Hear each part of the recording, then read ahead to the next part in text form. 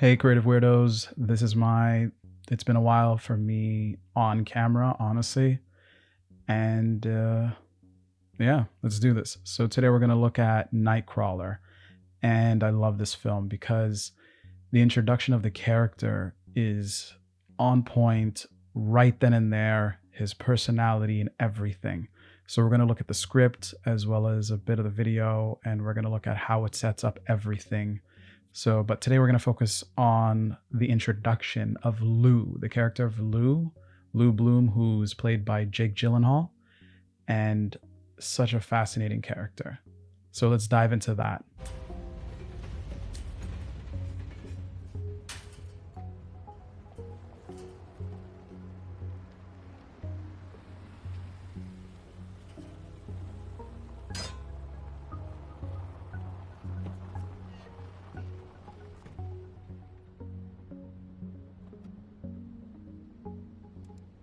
What are you doing out here? I'm lost. This is a restricted area. Oh, I didn't know that. There's no signs. They're everywhere. Let's see some ID. Why? There's a broken gate back there and you're trespassing. Excuse me, sir. That gate was open and I was under the opinion that this was a detour. Let me see the ID. Take it out. What kind of uniform is that? I'll ask the fucking questions. Well, it's a private outfit, huh? I tried to get one of those jobs. I like guarding things. Really? Here you go, sir. I think what must have happened is I just must have gotten turned around.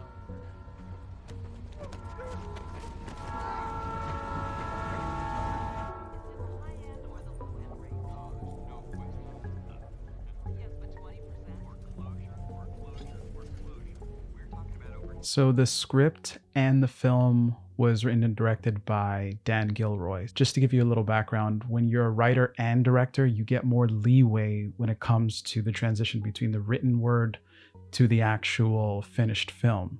But if you're just a writer, you're beholden to whoever is going to direct the film, as well as producers and everything like that. So Dan Gilroy had a full through line in terms of introducing this character. There is variations from the film to the actual script. So let's look at that. It's describing the whole atmosphere. As we see him, Lou, mid-20s, pure primal id. If there's music, it's in his head, disconnected, feral, driven by dollar signs and dreams of some imagined Eden. He's this charismatic but weird and intense character, and that kind of gives you a vibe of who he is. Also, the style and formatting that Dan Gilroy writes in, you can see that the scene headings are not as prominent as like other scripts that I've read before, because it says giant machine or inside office. And if you go further back, Lou's car, and that's very interesting. But he has more freedom to do that because he knows he's going to write and direct this. And obviously the people behind him that helped him make this film know what is going on in these scenes and where the scene breaks are. But if you're a writer and you're not going to direct your films, you have to clearly state in the formatting where the scene breaks are.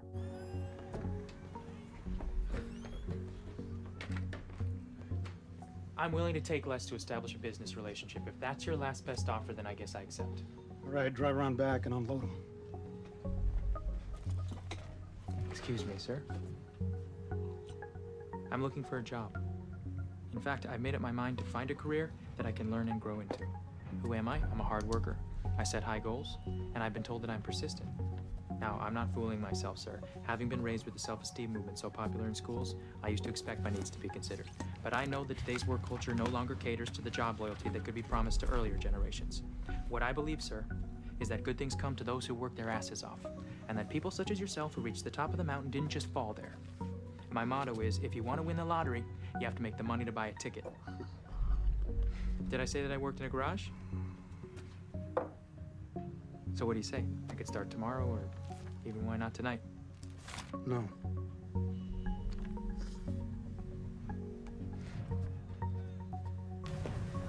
He's not going to give up. How about an internship then? A lot of young people are taking unpaid positions to get a foot in the door. That's something I'd be willing to do. I'm not hiring a fucking thief.